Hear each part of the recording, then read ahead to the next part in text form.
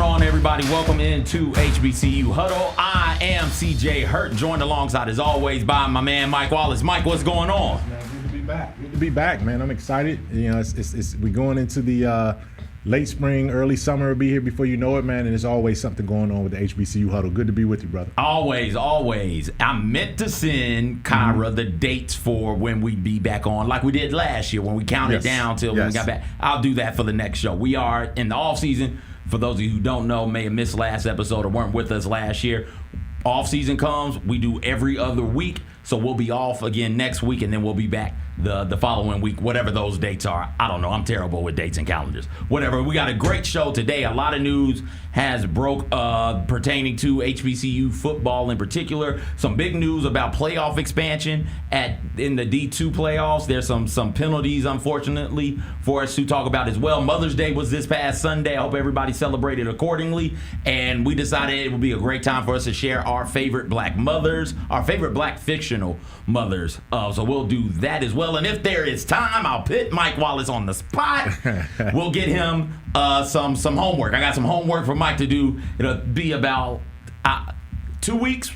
I think I can give you about 2 hours worth of homework in the next 2 weeks. Mike, you'll love it. It'll be great. All right. Before we get everything going, though, how are you? It's been a while since we talked, man. Everything good? Oh, no, everything is great, man. Everything is up and up, and I'm looking forward to it, man. And I know we went on Jessica Benson's show last week, and I gave you the update about my son Kevin in terms of having the decision? Having to choose between Tennessee State's summer program, residency program, and Tuskegee's residency program.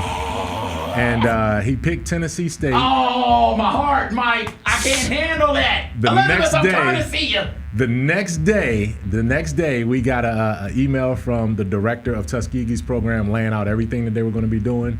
And he flip-flopped. There we go. He flip-flopped. So he's going to be going down to Tuskegee for 2 weeks, man, from June 15th to the 28th, residential program in their agricultural sciences and mini-meat camp. So he's looking forward to it, man. So you did a hell of a job, and it worked out. So Kevin Wallace will be going to Tuskegee for their summer institute program. I halfway kid, boo at Tennessee State. I got nothing but love and respect for those students and the alumni, but you lost. Suck it. We got one. And that's such a big thing, honestly. All jokes aside, being a high school age kid, being able to get on a collegiate campus for a couple of weeks and to get a controlled taste of what it's like to be away from home and the culture, the vibe, the spirit of that campus, the history of that campus is so very, very important as it pertains to, all right, it'll be time for me to make my decision in the next 2 years. All that information goes into making the decision, and that lends itself to people making a more right decision on where they go and what is a fit for them, and then that lends itself to them actually matriculating all the way through. We get a lot of black students to get into HBCUs and get into college, and it's hard to get them out, though. Everybody doesn't matriculate through. So tip of the cap, kudos to you, kudos to him. Really, really excited. Oh, man, it's definitely something we're excited about. And again, man, thanks to you and your recommendation, and also the recommendation of your lovely wife, Courtney, at Arlington High School that helped put him over the top, and just having that familiarity and somebody who could tell him what Tuskegee's all about. Now, before he goes, I'm going to have him do a 3-page research paper on the relevance and importance of Tuskegee University, right? So he's going to go there knowing what he's getting into. You know, can these I be kids a source? Today. You can be. Good. You can be. Tell them reach out. You know how it is, we man. Can talk a lot of times about the Commodores. We can talk about Tom Joyner. A lot of times our kids get into these programs and they don't really know what they're stepping into or the why behind it. And I want him to go there with an understanding of just, again, what Tuskegee meant, what it means, and what it's been all about, so he can go there and have some pride with why he's there. Read a little Up From Slavery also. Yes. It'll be good. Wait, we got our guest wants to hop in here. I want to say something. Go ahead, Corey. Go ahead. You've been chomping at the bit. You got to introduce him, man. We were going to wait till the first break, the second segment, to bring in Corey Allen. Everybody who's followed this show knows Corey Allen. HBCU Awareness Foundation does a lot of great things involving HBCUs in the Memphis community. He's got a great event coming up, and we were going to talk about it in the second segment. Which we still will. He just jumped in early. We will.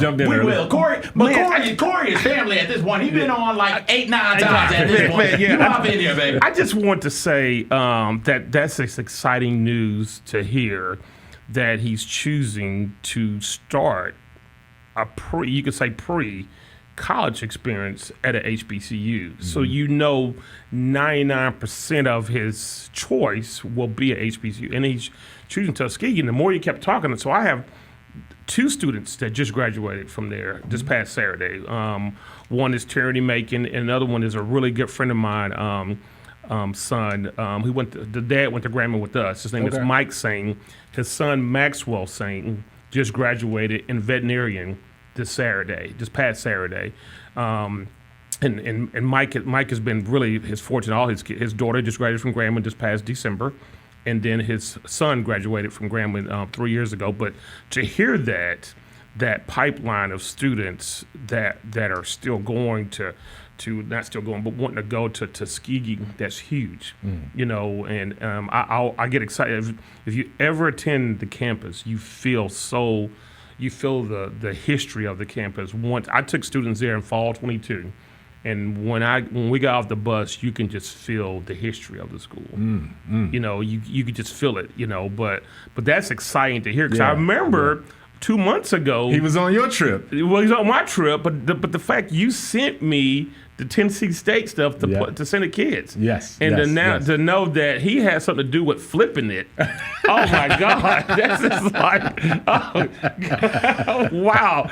Man, that is, I was getting chills to hear that. Because I remember I was going back to our last conversation of text that you said, hey, put this out because only a few openings there. To know he got accepted and to know he got accepted to Tuskegee program, that is huge, man. And the same young man that came with me, the same quiet young man that came with me to FAMU, oh man, that is huge. Matter of fact, I got a picture. I know you sent it to me. I sent a picture of him on campus. So that is good. That's what I love to hear because one, you go on the tours, you go to experience, you come to the fair. So this time next year, we'll be celebrating him. I'm going. What HBCU is going to go to, right? Because he's going to the. Yeah, I guess you're right. Because he's going to the 11th now.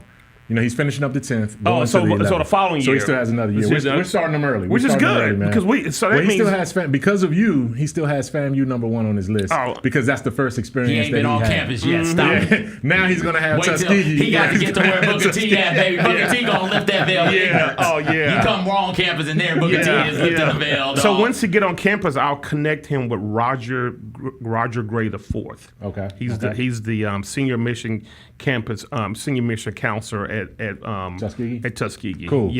I'll connect him with him. Cool. And then Roger will. When does that program start? June 15th. And when will it end? June 28th. Okay, so Roger will be at I do a summer fair now. Oh, okay. Yeah, I do a 2-day summer fair. So Roger will be there as well. Cool. Yeah. That's exciting here. I'm sorry to get on so early, but yeah, that's he was chomping at the bit to get on, man. We had to keep him in the cage back off camera. Because I didn't think you were going to that. I'm looking at all this stuff, but I didn't know you were going to go into that. But that's exciting. Hey, that's cool, man. Yeah. That's cool. You pointed to all this stuff. Let's get to all this stuff over here in the rundown. Then don't go anywhere because we're coming right back to you in about 5-10 minutes as soon as we knock this out. There have been some APR penalties Mike assessed. This happened last week. For those of you who don't know, APR is academic progress rate. So the NCAA tracks via a scoring system for 3-year periods at a time.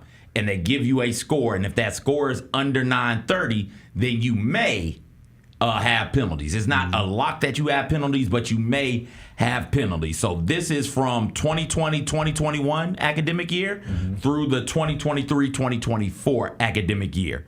Alabama, so again, you have to have the 930.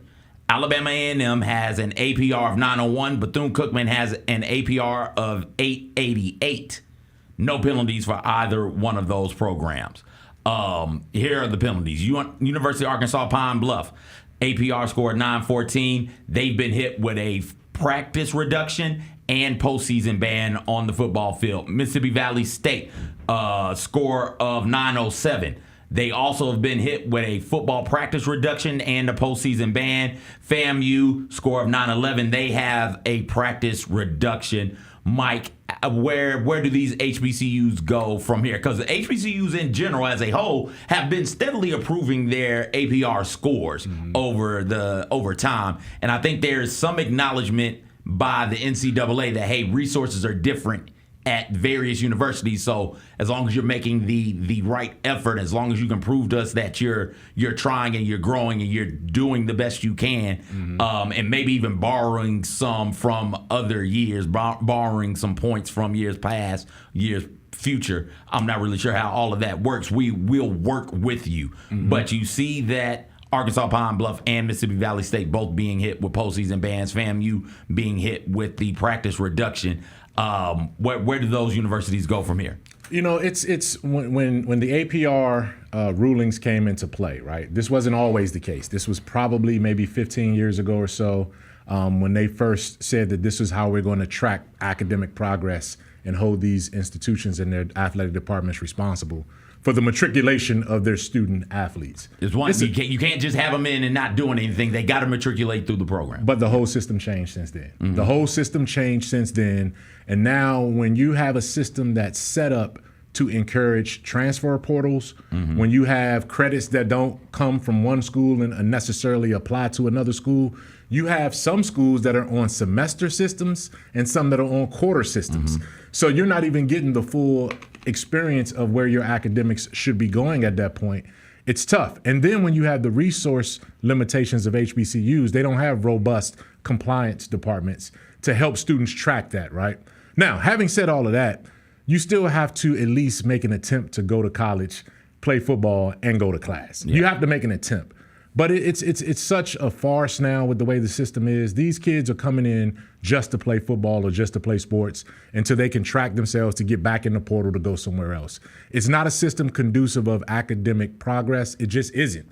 And that's not just HBCUs, that's across the board. So it's unfortunate that our HBCUs get caught up in this net, but it's not surprising at all. And the system just isn't built for academic progress and succession when students are just hopping and skipping. You got some kids that are going to 3 and 4 colleges over the course of their eligibility. That's impossible. Like you couldn't even, if you weren't an athlete, you couldn't realistically transfer to 3 or 4 colleges and still have a matriculation schedule that makes sense to any school where you end up at. So to expect athletes to be able to do that is almost insane.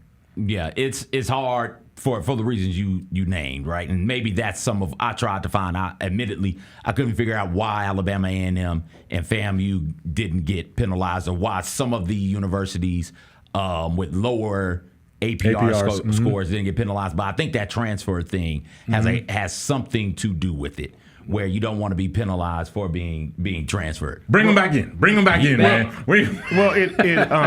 I used to be a college coach 20 years ago. Yes. So where the process, what you said before, where you remember you used to be able to take like basket weaving and all that. So what the NCAA did was you had to have every year you had to have a certain percentage of your major. And then that eliminated a lot. That's having a certain percentage of your major. And then what they did was when the kid was transferring, so when a kid transferred, the coach really tries to help the kid transfer, because that responsibility of that kid transferring to make sure that kid graduates from the institution that he or she is transferring to. Right. So if that kid transfers and then graduate, that raises your APR rate. That kid transfer and don't graduate and goes to another school, takes classes and don't graduate from the third school, that hurts you. That hurts you. So when a coach decides to let go a player, that coach has to really help that kid find a place to play, because that kid has to graduate. If not, you'll be seeing those numbers. You're penalized for it. You're penalized for it. And that was even in the system back then. Yeah. But now you're talking about a system where as soon as you enter the transfer portal, your current school doesn't have any contact with you at that point. You enter the portal, you're basically off limits. It's okay. Then you have to figure out, how am I going to get my credits to go to this school? Then that puts the onus, and then you're only staying at that school for maybe a year. So when you see college athletes actually graduate and walk across the stage and get their diplomas and their degrees, you really have to give them a hand and applaud them, because that means they finish something that seems to be more and more difficult to do every year we get further into this this new system. And there are athletes who do that, notably Travis Hunter. Heisman Trophy winner, transfers from Jackson State to Colorado, unanimous All-American first team, but also an academic All-American as well, as I do believe he graduated from Colorado. We got to take a quick break. On the other side, now we're going to get more. We're going to introduce Corey Allen. Reintroduce Corey Allen, and we're going to talk to him about an awesome clinic that he has coming up here real soon. Also, we will get to the D2 playoff expansion. We will also share our favorite fictitious black mamas, and I'm going to give Mike Wallace homework if we have time. Don't go anywhere, y'all. HBCU Huddle, built for Tough Studios on Grind City Media. How about Mr. Irrelevant coming from the Memphis Tigers? Yeah, how about that? New England Patriots Second took time. Memphis defensive back Kobe Minor with the 257th overall pick. If you're the player getting drafted at that spot, it's almost better to go undrafted and pick a place as an undrafted free agent to sign with, where you have a better chance. But you get a lot of stuff. You get a parade. I think you go to Disneyland, I believe. Mr. Irrelevant goes to Disney? I think so. The Odds Couple, live at 2 p.m. on YouTube at Grind City Media and the official Grind City Media app. There's a lot of guys around the NBA who have signature shoes who it's kind of weird that they have a signature shoe. Yeah. You guys know who this is? This is the D-Lo's, right? That's D-Lo's logo. That's right, D'Angelo Yeah. Russell. Who's this one? Do you guys know? I have no idea. Denver Try this Nuggets. one. Oh, Aaron Gordon, brother. Aaron Gordon. That's a good colorway. Isaiah Stewart. Oh, no, I had no idea. I could have just said, who is this? You guys wouldn't have been able to tell from the picture. The Sneak Fest Show, live Tuesdays at 2 p.m. on Grind City Media on X, YouTube, and the official Grind City Media mobile app. Tony Allen joining us. I believe Hey! Young TA with a fresh chop. That boy sliced today, boy. You say, that boy got the tape on the side. Okay, TA. Hey, and I like how you blurred out your background so we can't see that La Quinta this time. Can't see the hole in the wall, TA. Can't see the hole in the wall. The Chris Vernon Show, live on weekdays at noon on YouTube at Grind City Media and the official Grind City Media app. The other thing that came out this week that we were talking about innovation and Nike and all that, they dropped these $900 hyper boots that 900. I mean, they're a recovery shoe apparently that you wear after sports, whatever. Who's buying it? Because all the athletes that we see, they're going to get seeded this. So who's going to actually pay $900 for this? The Sneak Fest Show, live Tuesdays at 2 p.m. on Grind City Media on X, YouTube, and the official Grind City Media mobile app.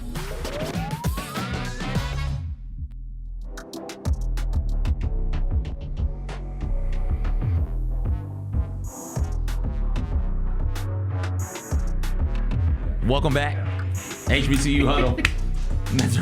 Corey Allen taking calls from big time coaches right here during commercial break. Like, oh no, we're back. We're back. Phone buzzing like it's Shams or Woj or Schefter or something, man. First that was the Miles coach. I didn't answer. And then now was Corey, the Miles coach. get into the microphone for me, baby. Yeah, first that was the Miles coach that called, and next that was the University of Arkansas Pine Bluff head coach. So I'm sorry. You're all right. Don't apologize for. Hey, they family too. They family too, man. We had them all on the show before as well too, man. So it's all good. Yes. Corey Allen here. We usually have him here or have him come on for one of the many college fairs or college tours that HBCU awareness usually puts on. But now he's got an HBCU awareness annual HBCU Coaches and High School Coaches Connect Clinic. That's a mouthful to say. Corey, what is that? It was a vision that, and I tell you, I went to a high school game this year, and I sat there and I thought, I wonder how many high school coaches have a relationship with an HBCU coach. And so, knowing me, I sat on my phone, put notes together, and trying to figure out how to help them. Yeah. Right? How to help them get their student athlete to a HBCU, because now everybody can pick up the phone and call a coach at any HBCU, and say, hey, I got a kid, or a HBCU coach say, hey, coach, I got a camp. You got some kids to bring to my camp? Or hey, coach, I got a kid. So I remember calling a friend of mine, Mark Fredericks, who's at Southern, telling him about the idea. He loved it. He said, I've never been a place where it's just all HBCU coaches talking. Called the AD at Pine Bluff. He loved it. Called the men's coach, Dante Jackson, who's at Grambling, who's at A&M now. He was like, Corey, I'm there. When you need me to be there. And so that's when we thought of having both of them the same weekend, but it's a separate. So the vision of it is A, for them to build relationships with each other, and then at the same time, each college coach will have a 20-minute presentation on their craft, on whatever, and they're going to speak. And those high school coaches, it's free. It's free to the high school coach. And so that's what it's for. It's for them to build relationships. And on Friday, we'll be at the Weston as like a mixer. What are those dates? This November, May 16th. And at the Weston for a mixer with the coaches, and this Saturday, May 17th, for all football coaches. All right. That's big time. That's big time. And this is just one of many, as CJ said, one of many programs and initiatives that Corey Allen and the HBCU Foundation does year after year, month after month. And it seems like that catalog is growing. Like you're finding new ways to build these relationships and connections.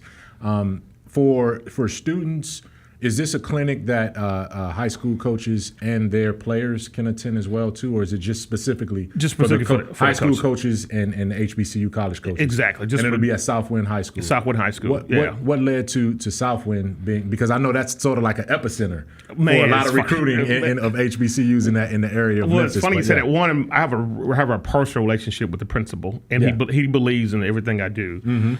So I enjoy it's in the way their school is set up. You got the gym on one side, and then 30 yards away is an auditorium. So where the football coaches would do their presentation will be in an auditorium, and then on May 31st, that's when the basketball coaches. So I have basketball coaches come in then on that time. Yeah. So it's really to help that. It's the same thing of what the foundation believes in, helping kids attend and graduate from HBCU. Now it's just helping that student athlete go to one, and it's helping those high school coaches from Arkansas, Tennessee, in here in the Memphis area learn. Mississippi, So I have coaches coming from there. So.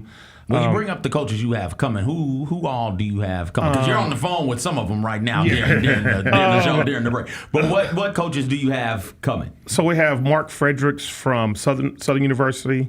We have Ashton Green from Alabama State. We have Dennis Alexander from Alabama A&M, and Dennis is actually from Memphis, played at Westwood, played at University of Alabama. Then we have Jeff Burrow from University of Arkansas Pine Bluff, and Steve Wallace from University of Arkansas Pine Bluff, and Rodney Bivens.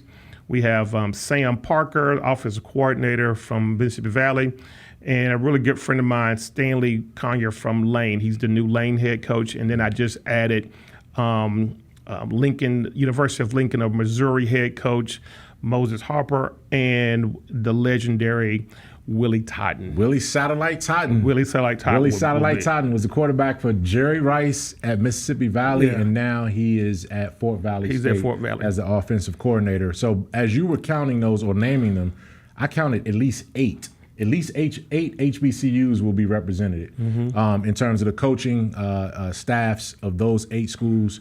Corey, what I wanted to ask you from that standpoint too is, what makes Memphis, from your experiences, I mean, you coached at the collegiate level as well too, you ran some organizations. What makes Memphis such a hotbed for recruiting among HBCU schools in this region and beyond? I think just because we are around 2 other states, and then Memphis has such a great history on just athletics, period. And then there's always been a great pipeline. I think even before I moved here in 08, I think way before I moved there, there was always a great pipeline of great football players, basketball players. So I think that the history of it there, and the only thing I wanted to do is just help the high school coach build that relationship and help them learn about their craft from people who from HBCUs, where they get overlooked at and they got the same talent.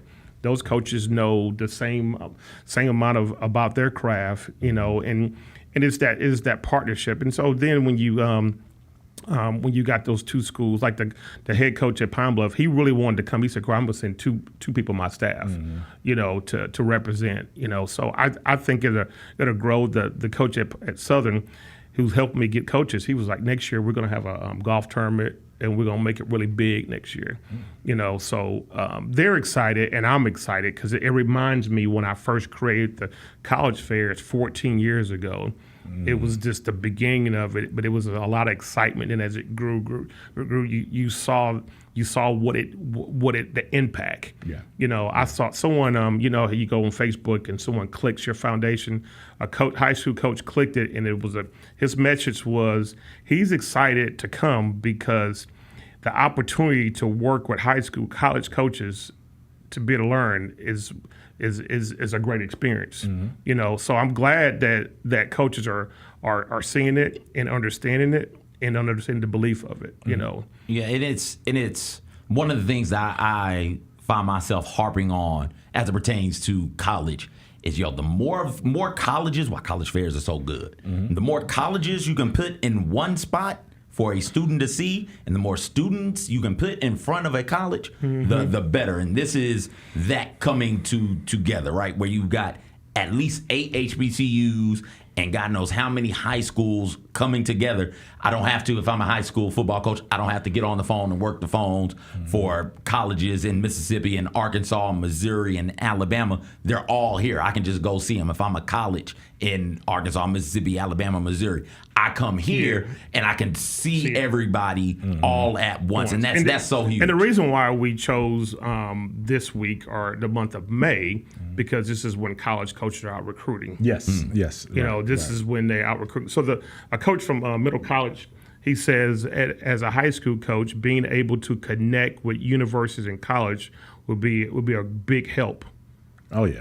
Oh yeah. So he's excited about it. Yeah. Because what this does, Corey, and just to articulate what you're saying is that you're the high school football coach at Middle College, and you have a left tackle, right? That's kind of getting under recruited by some of the major schools, but he's college worthy and college, and can compete.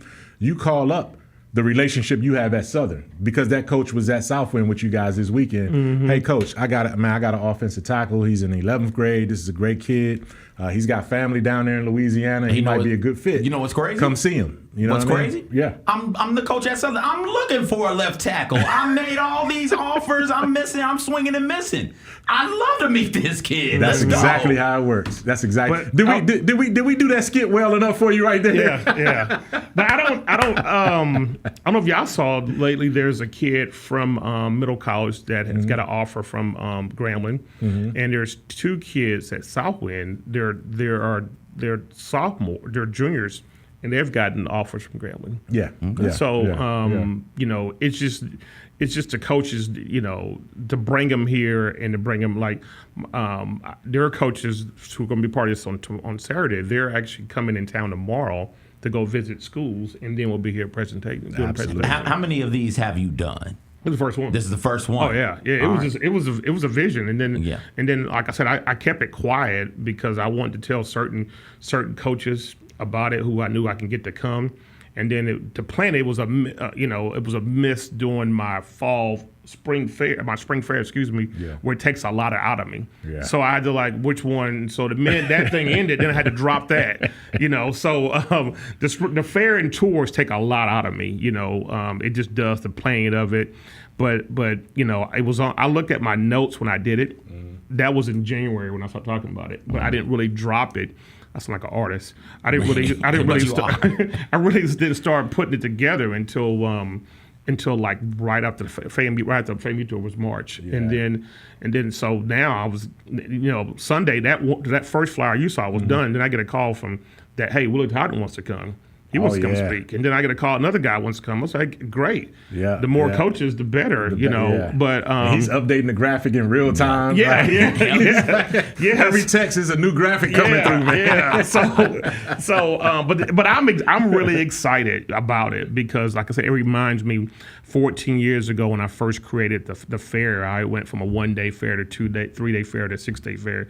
Now you can see this being, where you'll have coaches, high school coaches come from all over the three states, want to be in Memphis to hear these coaches talk and hear and getting their kids from all over and know they came here to do it. All of the HBCU Awareness Foundation, the vision and the mission is to promote HBCUs and to get kids to play and attend and to graduate HBCUs. No question, man. Corey, thank you so much, man. Yes. Oh no, I think really we guys appreciate it. Well, you're the one doing the work, man. You are. And the college fair, the tour, and now this. There's no doubt in my mind this won't be a huge thing in the Can we bring the years. graphics back one more time? The dates one more time. Yep, the dates of the I know it's this weekend. They have a mixer over at the Westin downtown on, what is that? I believe that's Friday. Friday is the Westin. Is the Westin mixer. Jazz night. Okay, that's big time there. And then Saturday is the Coaches Connect Clinic out at Southwind. And then you have the meet and greet. You got some other events coming up towards the end of the month too on the other side of Memorial Day weekend. So I'm looking forward to it, man, and this is always an opportunity for the rest of this month of May to do some real relationship building among HBCU coaches in all sports and our high school coaches here in the Memphis area. Great job, Corey, as always. Thank you very much. Yep. Appreciate that, guys. You. Appreciate that. On the other side, D2 playoff expansion, favorite black fictitious moms, and don't forget I'm assigning Mike Wallace homework right here on HBCU Huddle in the Built For It Tough studio. We touched on this earlier, the panel here, about what really has been the mainstay of the Grizzlies, and that's Jaren Jackson Jr. Trip has just been awesome. He's posting guys up.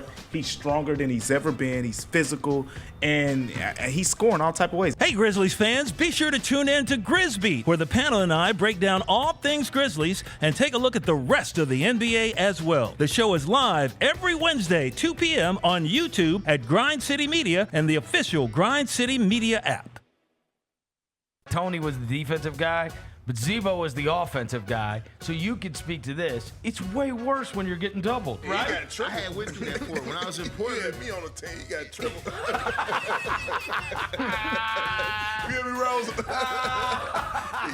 can't talk about those. You got to talk about triple. You got triple teams. This man was scoring on 3 dudes. Swing, TA. The Chris Vernon Show, live on weekdays at noon on YouTube at Grind City Media and the official Grind City Media app. We will get into all things Grizzlies, but first and foremost, a big congratulations to the Memphis Tigers for locking up at least a share of the AAC title. First time since joining the American Athletic Conference that they are regular season conference champs. Tune in to the Jessica Benson Show with CJ Hurt, live every weekday at 8 a.m.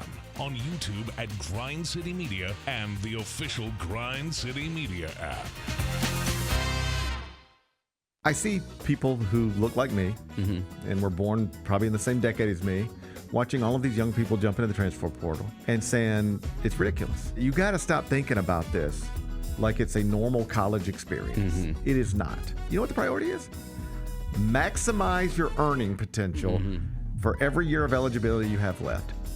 That's what this is about now. These are jobs. The Gary Parrish Show, live on weekdays at 10 a.m. on YouTube at Grind City Media and the official Grind City Media app.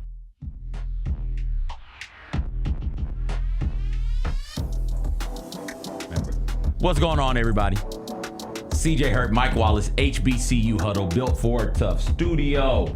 Special thank you again to HBCU Foundation, Corey Allen, for hopping on and talking to us today. We didn't get to the D2 playoffs in the first segment because Corey hopped in and it was great. But let's get to the D2 playoffs right now. The D2 Executive Board this week approved the expansion of the Division II football championship bracket from 28 to 32 teams starting this year.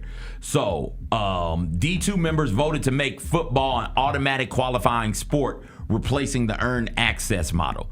According to the D2 championship policy, bracket expansion must be considered when automatic qualifiers make up more than 50% of the field. With 16 conferences eligible for automatic berths, that went from whatever percentage it was to 57%. So it's more than 50 of the current 28-team bracket would be automatic qualifiers. So boom, they had to expand. That is great. Because that means that automatically SEAC and CIAA teams who win their conference automatically qualify, and then maybe, just maybe, they get a couple of at-larges as well, Mike. Yeah, I think that does. I think that bodes well for the CIAA and the SIAC. And when you're talking about teams in the CIAA, you usually talk about the Virginia teams, right? Virginia State, Virginia Union always are up there competing with one another for the conference championship. Bowie State has been in that run too. This year, Winston-Salem. Winston-Salem State had a remarkable run as well. So it's not just a one-bid conference anymore. You get the conference champion, and usually the team that finishes second is just one loss behind. You're talking 10-1 or 9-2 and really impressive. So that speaks well for them. And then when you look at the SIAC, you know, again, like Miles has been on a run recently. This might even bode well for your Tuskegee program getting in if they can finally turn it around and find some consistency as well too. You know what I mean? But Clark Atlanta had a remarkable season last year and fell just short of trying to make it in from that standpoint. And then Benedict, obviously, has been a team that's been on a roll recently. So I think that this potentially doubles the number of HBCUs that could be eligible for the Division II playoffs. From 2 to 4. 2 to 4, yeah, maybe even 5. You know what I mean? Depending on where it is. The 4 number 1 seeds no longer get buys because it's gone from 28 to 32, so you don't have to try and do the math and give them buys. They now play a first round game. News on the conferences moving regions. The CIAA, which was with the SEAC in the Super Region 2, they're moving to Super Region 1 now. Okay. So you don't have to worry about those 2 teams playing one another in this past season. In case you forgot, let us remind you, Virginia Union and Miles won their first ever playoff game, NCAA playoff games, excuse me, with Virginia Union getting all the way to the quarterfinals before falling to Valdosta State. So this is big news. I look forward to seeing how this plays out, and this may have impact on Donald Ware's Box to Row as well. Now you're talking about postseason play for some of these D2 teams that didn't win their conferences. Maybe pollsters see that and say, okay, they're in the postseason. This FCS school is not. We're going to go ahead and move them into the polls. This is huge. This is great. I look forward to it. What else I look forward to, Mike? Yes, sir. Black moms. Dear mama. First off, we could have drafted songs about moms. We could have done that. Which one is better? Dear Mama or Boys to Men's Mama? Ooh, man. Why do we got to choose? Why do we have to choose? Why do we have to choose? Because that's what we do here. Man, they both are absolutely phenomenal songs. I'm gonna go with man, they both hit me at the right time in my life too, man. Because Dear Mama was more about me and my mom, and Boys to Men song, Mama, was about me and my grandmother. So I had really, really good relationships there. Man, I almost got to go Boys to Men. All right. I almost got to, at this stage of my life, I got to go Boys to Men more so than Pac, but you can't go wrong with either one. What say you, CJ? I'm not answering that. Mike, you can't put me on the spot. Man. And there's not a segment about putting me on the spot. Patterson Hall. Okay. You familiar with Patterson Hall? I'm very familiar with Patterson Hall. I know that's just a reference out of blue, but I told CJ, man, once I had a chance to go back to the email for the Tuskegee summer program, at Patterson. That's where the orientation is. That's where he's jumping off at. All right. And then he'll be going to the dorm from there. So Patterson Hall. I stayed at Young Hall. That was the honors boys dorm. And then I started being RA. Now we're off topic. This is what CJ does to get off topic. So I'm in Young Hall, and we're trying to find money so I can make it through college. Yeah. And the RA, the head of the dorm, came up and was like, yo, you would be a good RA. He's like, I don't want to do RA. He waited for my father and my mother to come pick me up, and he pulled my father to the side and said, hey, he'd be a good RA. My dad said, bet. How much? Yep, you're an RA now. It's like, oh, great. So everybody's walking around. I'm at RA orientation. We got to get there like a week and a half, 2 weeks before everybody else. So I'm doing that. And everybody's being scooped up by all of these dorms. It's like, wait, don't nobody want me? I'm CJ, so I'm dressed like a CJ. And I'm sitting there. And my man, Jerry Terry, his real name was Jerry Terry. Shout out to Mr. Terry. He came up to me and said, he was real slow talk. He said, Conrad? I said, yes. He said, yeah. You got some good size to you. You gonna go be RA in Russell? I was like, no, not anywhere but Russell. Russell was where all the hoodlums were. Russell, they were wild in Russell. Okay. Russell made RAs quit on the spot. I was like, Lord, why me? Why Russell Hall? Got to Russell Hall, loved it. It was great. So I did Young Hall, Russell Hall, and the Emorys. And I'm not sure if the Emorys are still open or not. But yeah, that was my good times. Good times, man, we're gonna be giving you live updates the whole time. Please do. Time when he's there. Do. Yeah. Hey, check this out. Just a Tuskegee thing. Walk through the valley once. Don't walk through the valley again. All right. Yo, when you get there and you walk in that heat, it'll be late June. Yeah, walking through the valley. Yeah, because you got to go down and up. No, you don't. And it's the quickest way to get someplace, but you don't want that smoke. Just walk around, man. Just walk around. All right. Pick 6 this week. Yes. Fictitious Black Moms. Mike, I'll let you do the honors and go first. Oh, man. See, now you got to have me find mine, right? All right, I'll do the honors and go first. First up on mine, dark skin Aunt Viv. Dark skinned Aunt Viv. Okay. Then we got Claire Huxtable as well. The poise, the grace, the intelligence, the willingness to be playful as well. I love those two for the same reasons. Queen Ramonda from Wakanda. That's my queen. Oh. Yeah, that's T'Challa mama. That's T'Chaka's wife. I got that's you. Shuri's mama. I got you. Incredible. Just the regalness and the sheer confidence She's and control that she was a had. great mama. Yes. Oh, yes, I loved it. And the kids, you think you special because you the Black Panther? You think you special because you a genius? Let me tell you, little boy, little girl, if you don't get over here. I tell you what, Queen Ramonda's character, I mean, come on, man. This is she plays that same mama in everything. And you'll see my list in a second, but go ahead, you got Give me D. Mitchell from Moesha. Moesha was a little brat to D, and D always kept her poise when dealing with Moesha and Miles. Okay. And even when Frank had the child out of wedlock that he didn't know about and she didn't know about, she still, Ray J's character, when he came in, they had to find a way for Brandy Brother to get on the show. She still handled it with poise and never lost her cool and was a true source of wisdom on the show. I will go Ruby Johnson. That is Dre's mama on Blackish, just because I find her to be hilarious. She is so over the top, protective, and loving that it lends itself to real, true comedy. I love that very, very much. Tracy Ellis Ross, right? Yeah. No, that's Rainbow. That's Dre's wife. His mama. Oh, his mom. Okay, the mother. Why Okay, am I blanking on okay. who the mama is? I got you. I'm gonna have to look up her name. I see her. I know exactly I'm what gonna you're look up her talking name about. here Yeah. in a second. Rose Maxon from the play Fences. I love that character. One of the favorite books that I read in college, shout out to Dr. Ankuma, was Fences, our favorite plays that we read. And just the way that you understand or begin to understand the plight of the Black woman in that time period was so very, very important, so loving. Like, that is a woman of pure, uncut, raw love. And so I really enjoyed that character. I thought Viola Davis did her more than justice in the movie Fences, but the character Rose Maxon is incredible to me. Oh, Jennifer no question. Lewis is Ruby Johnson. Jennifer Lewis, shout out to Kyra. Jennifer Lewis is Ruby Johnson. Jennifer Lewis is always a good time. Oh, yeah. Truly funny when I get to see her. Yeah, All right, she's been multiple mamas in different things. Yeah. Yep. Yeah, so I think we got one overlap, and that overlap from yours to mine would be Claire Huxtable from The Cosby Show. She was the quintessential mother that really none of us had in my hood, right? But we all was like, man, this is a perfect mom right there. You know, she's a lawyer, she's beautiful, she's like, our mothers are beautiful, but in terms of having the beauty with the career and the ambition and the home and just all of those things. And the don't try me. That's it. She had that too. She had that too. She had that too. Yeah. We're making our way through The Cosby Show. Yeah. And there are several moments where it's like, oh boy.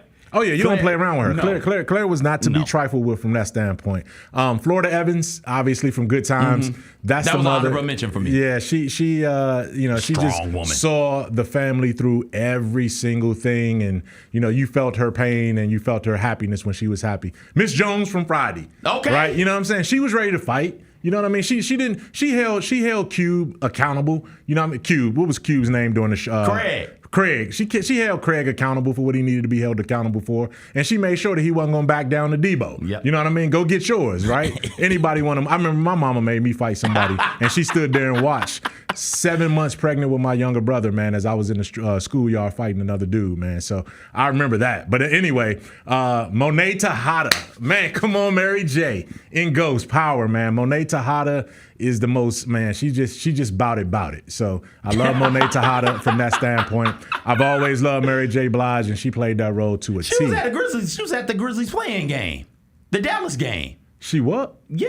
What? Yeah, I guess that was the same weekend. That was the same weekend of her show. It was the day before the show. I wish somebody would have told me that, man. My fault, Mike. I thought you knew. I did not know. Oh, man. I got you next time. Next time Mary J is in the crowd, I'm going to let you know. You got to let me know. Yes, sir. I mean, listen, man. Look, I'm a married man, right? I'm a happily married man. But I'm going to take my shot. You know what I'm saying? I'm going to take my shot. You're going to have to defend me. You know what I'm saying? I'm not just going to go out in the corner and just stand over there and wait for the ball to come to me. But anyway, Reva Styles, which is also, she made your list as well as Black Panther when it came to that, man. Reva Styles was in Boys in the Hood, right? She was Trey's mom, Lawrence Fishburne's estranged baby mama from that standpoint. Angela Bassett just plays these roles to the T, right? And then Big Mama Joseph from Soul Food.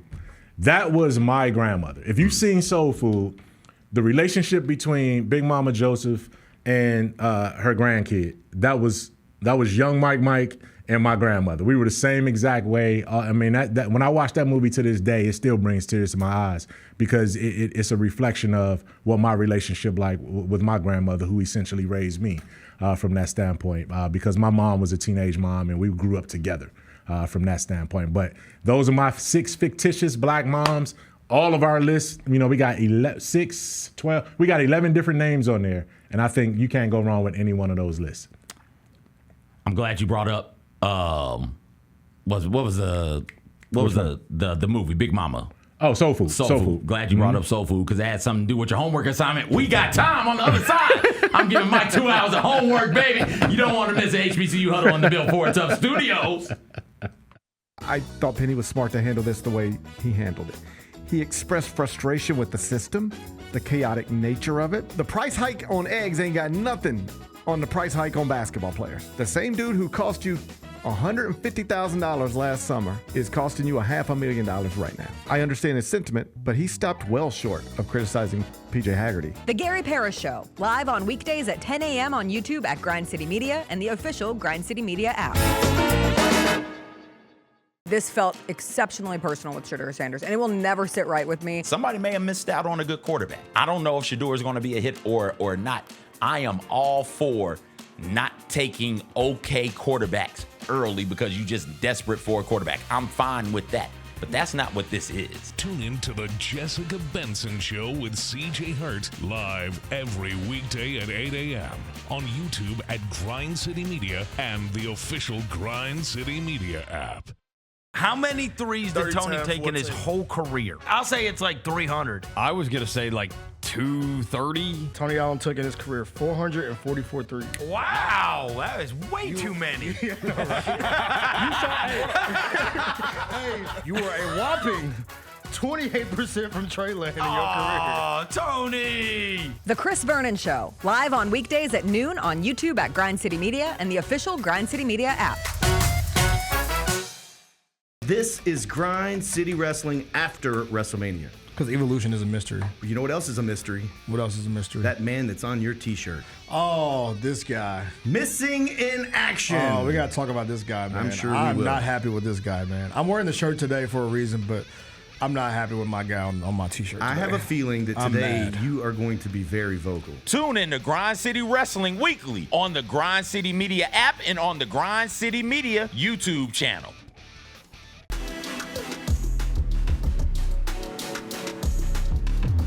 Welcome back, HBCU Huddle.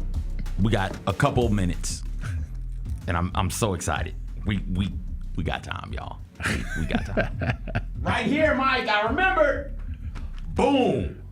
Boondocks. Oh, Here we go. Snap. Yes. He got the Boondocks. Yes. So, here you go. We can start with disc 1, and I want you to get to let's let's see where we can go. So the garden party is the first episode. That's when Huey starts telling white people a whole bunch of stuff about themselves, and they don't care. They just smile and clap and laugh. Okay. It's the way it starts. Let me make sure I got the right disc in here. No, disc 2 is in here.